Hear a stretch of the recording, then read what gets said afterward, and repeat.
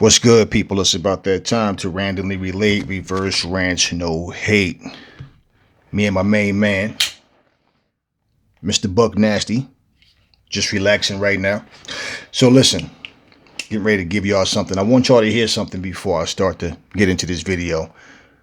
This is a doctor explaining what was going on with Callum Smith's arm, with his left arm. Take a listen. Clearly here in round 5, there's no deformity. His biceps muscle is tight, under tension. Doesn't look in any way like he could have actually torn his biceps in the second or third round, because here in round 5, his biceps muscle belly is not deformed. It looks nice and taut. Welcome back, everybody. I'm Dr. Brian Suter, and this is your #1 source for learning about the unique medical side of the world of sports. Right off the bat, I'm a little suspicious about this actually being a torn biceps, based on looking at the footage and kind of how the biceps muscle can get torn. But in this video, we'll break down this arm injury here and kind of go over the anatomy and what I think might have happened. As always, if you enjoy learning about this unique side of sports, please consider subscribing and be sure and follow me on Twitter for more real. I don't know how this is going to sound to you guys, so I'm going to put the microphone. I'm listening to my phone. I'm going to put it closer to the mic so you guys can hear. Its left arm is just massively swollen here, kind of in the mid portion of his upper arm, or where the humerus is. And just compared to his right arm, I mean, really it's not even just his upper arm that's swollen, really all the way down into his forearm was big as well. This bulge that we saw here after the fight, of course, raised concern about a possible biceps rupture, and then Eddie Hearn said in the post-fight interview that he thought that Callum had torn his biceps possibly in the second or third round. The doctors had looked at it, thought maybe torn biceps, torn triceps, but no final diagnosis. First off, this question about if he tore his biceps during the second or third round. In this photo, we can see that it was taken during the 5th round. And if you look here on Callum Smith's left arm, you can see he's got a very clearly defined muscle belly for his biceps. So I'm not saying he didn't tear the biceps later on, but clearly here in round 5, there's no deformity. His biceps muscle is tight, under tension. Doesn't look in any way like he could have actually torn his biceps in the second or third round, because here in round 5, his biceps muscle belly is not deformed. It looks nice and taut. For people living with... Pause.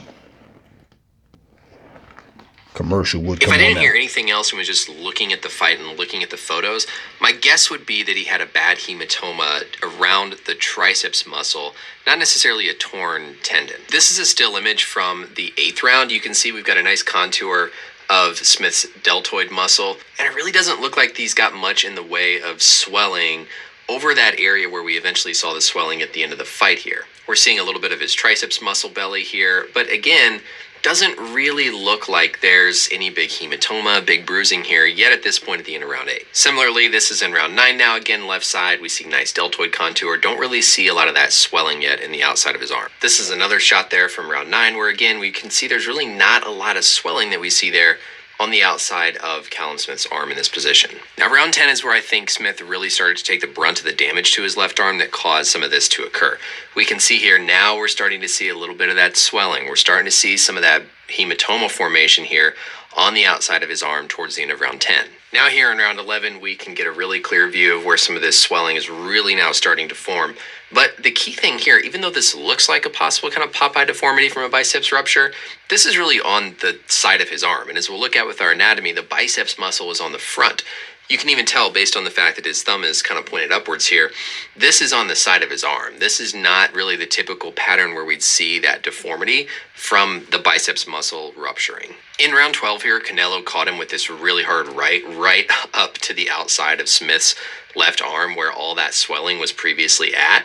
And so there's no doubt to me that this right here really exacerbated whatever was going on. Round 12 now, we can really see this swelling building up here. And during this round and these later rounds, Smith just took shot after shot to the outside of his arm here when he was in a guarded position. So he wasn't even throwing, he wasn't necessarily even trying to punch. He just took a lot of blunt trauma to that area of the arm where the swelling built up as these later rounds progressed. The fact that this bulging is so circumferential around his arm also doesn't fit with a biceps rupture, because again, your biceps is going to rupture.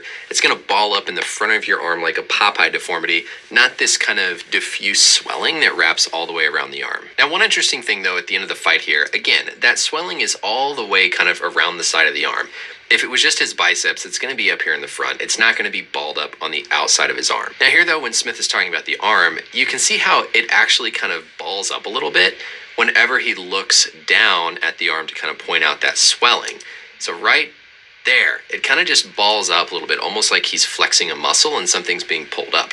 Again though, this is on the outside or the backside of his arm, not the front where his biceps muscle is going to be, but it does almost look like as he's kind of turning to look, that motion of turning to look extends your elbow a little bit and fires that tricep ever so slightly, telling me that maybe that bruising is centered around the triceps head where it kind of just... Always be ready to... Pause. A biceps tendon rupture, and even especially a triceps tendon rupture, are very rare injuries, especially a triceps tendon rupture. Bicep tendons, they rupture, yeah, it's usually up by the shoulder, like we'll look at here in a second. These muscles usually rupture when they're stretched with an eccentric load, meaning you're firing the muscle, but the muscle is lengthening. For the biceps, that means I'm holding something out here to the side, I lower it down slowly, the biceps lengthens, and that lengthening load, eccentric, is usually when the rupture occurs. Same with the triceps. So for the triceps, if I've got an overhead thing that I'm pressing... Okay. You know, there was a time where YouTube wasn't putting all these damn commercials on. Okay, y'all. So I wanted to let y'all hear that because there's a lot of buzz on the internet, which is why I didn't make this video right away, because I said I wanted to get some more information before I actually did it. So the doctor explained what the swelling was and what caused it, because you always hear a lot of different opinions on what they think. It's this, it's that, it's that, it's this. And I'm not a doctor, so my thing is, let me find out exactly what's going on. So as soon as I got this information, now's the time. Listen. So you know what happened with that? That was due to pretty much him getting pounded in his arm. Okay. About the fight itself. Congratulations to Canelo. You know, congratulate props to Callum Smith for showing heart. You know, staying in there. But as far as the fight goes, Callum Smith did everything that I said he shouldn't do. Everything. He was trying. And in the beginning, you could see where, you know, he was never popping his jab, really just pumping that jab. He got to the point where he was jabbing, and all Canelo was doing was walking him down. Canelo wasn't doing anything special with, you know, even just slight head movement. Canelo was just walking him down. And what did I say Callum Smith needed to do? He needed to keep it in the center of the ring. He needed to pop that jab. Always popping that jab, everything off the jab. Even when you leave your arm out to measure, just to keep that distance. Pop. Grab him when he gets in. If you're going to stand there and not do nothing at all but take punishment, grab him. Don't just stand there. He did everything I said he shouldn't do. And pretty much my thing was, if he doesn't get overwhelmed by Canelo and he can establish that jab and work off that jab, you got to give Canelo something to worry about. You can't just paw your jab out. They got to the point where he wasn't even putting nothing at all on that jab. He was just like he was just trying to wipe something off Canelo's face. Like, wait, just putting it out there, and there's nothing behind it. And I say, yeah, he's breaking his will. He's getting discouraged. I could see it, and it was like, okay, because here's the reality. Okay, I looked at the tools he have. Like I said, he has the tools. 6'3".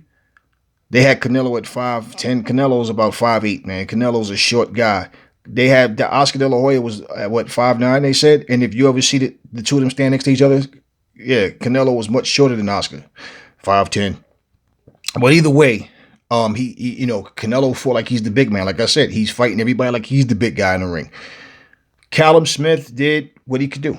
I mean, I guess that's all you can really say as far as the fight itself, because we knew going into this fight. Look.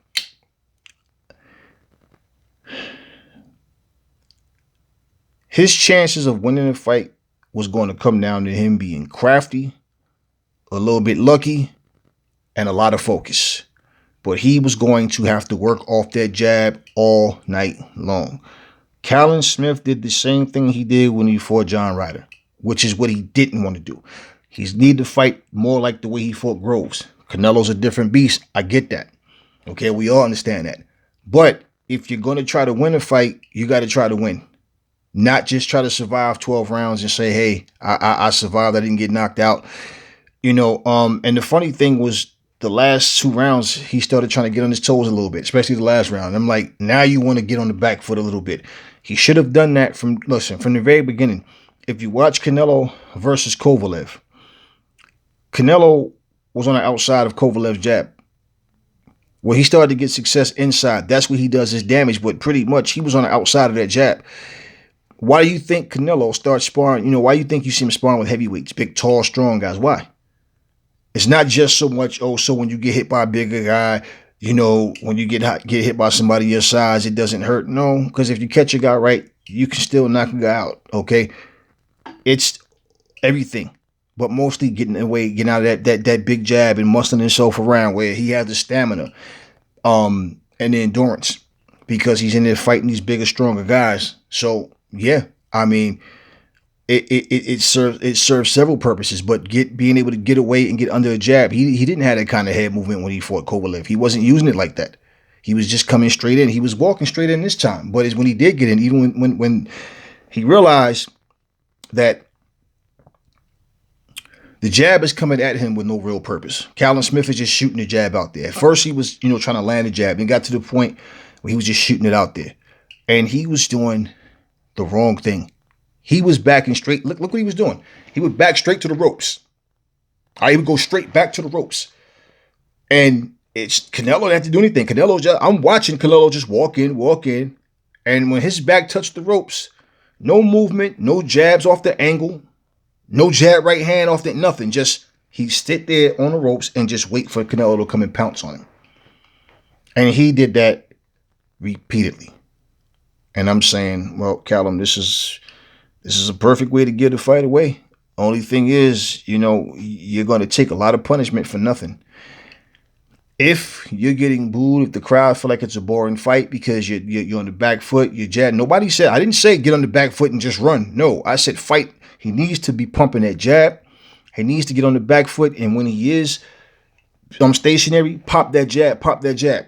Make sure that Canelo can't get in. If you see Canelo's getting in, you stay on the back foot, but you keep popping that jab. Make him have to come in and make him have to commit. Why? Now you're going to make Canelo have to come in and try to come after you. He's going to leave himself open for shots. Callum Smith has long shots. He throws not so much looping shots, but Canelo is much faster than he is. They both can punch, but Canelo tries to punish you with his shots. Callum Smith was trying to throw some meaningful shots, but the thing was you could telegraph the shots he was throwing. And it was like shots out of desperation. And he was doing the best that he could do. Let's not get it twisted. We saw 2 different class of fighters in there. Now, does Callum Smith belong in that conversation with the top guys? Yeah, look at who he's beating. But there's just a difference between Canelo and Callum Smith. It's as simple as that. Yeah, I mean, he basically had no answers. It's like he had no game plan other than let me just see if I can land something. You're throwing the jab, even if you're missing the jab. You touch him, even if you're not throwing it hard, but then you pop it out there. You throw it stiff. You always snap it. Don't leave that lazy jab out there because Canelo, listen, you get predictable. He's going to start to come in and get under your shots. Once he get underneath, he's trying to come in. Tie him up. And when you tie him up, push off. Keep it moving. He didn't do any of that. He just stood there. And I'm saying, why are you backing up and just standing against the ropes? Callum, you're not going to do anything like that. And you know what happened to his arm? He was getting punched and punished. Canelo was hitting him in the arms. That's old school trick right there, man. Hit the arms, the elbows, hit him wherever you can, the shoulders, wherever you hit him. And you punish him. You make him pay. You saw that's what Canelo did. Canelo did what he was supposed to do. Callum Smith, there was no change in his strategy. He just kept doing the same things that wasn't working the whole night. So not only did we see 2 different levels, but we saw two different levels of confidence. Okay.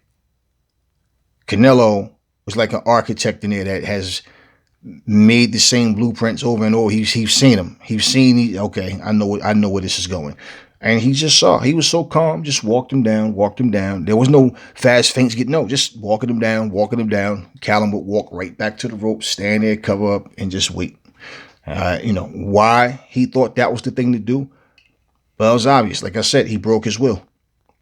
And he never looked like he was confident. When Canelo would land shots, when he started to hurt Callum, especially like in the later rounds, he started to really hurt him to the body. You seen the effects. And Callum was trying. It's like, Callum, just keep popping the jab, work off your jab. Keep the fight long. When he gets in, tie him up, push off, catch him. At least throw the shots, move. Because if Canelo has to come in and reach for you, he's leaving himself open. That's the better chance that he was going to have. Because if he's doing that, and then let's say it's Canelo's coming in, Canelo's catching some real, fiery shots, then it's like, okay, I got to be careful coming in now. And basically, look at what happened. When Canelo fought Kovalev, when he started backing up and fought in the back foot one round, he started backing up. He was baiting Kovalev to come in and commit, to try to open up, and because he can beat Kovalev to the punch. That's what he was trying to do. He didn't even have to do that against Callum Smith. So, look, here's the deal. We see how good Canelo is. Now we know how good Callum Smith is. We know that there's levels. We knew there was levels. And I don't think nobody going into this fight really thought Callum Smith was going to win. Like I said, he had the tools. Let's just see how well he used these tools. If he really understands what he has to do, he should be okay.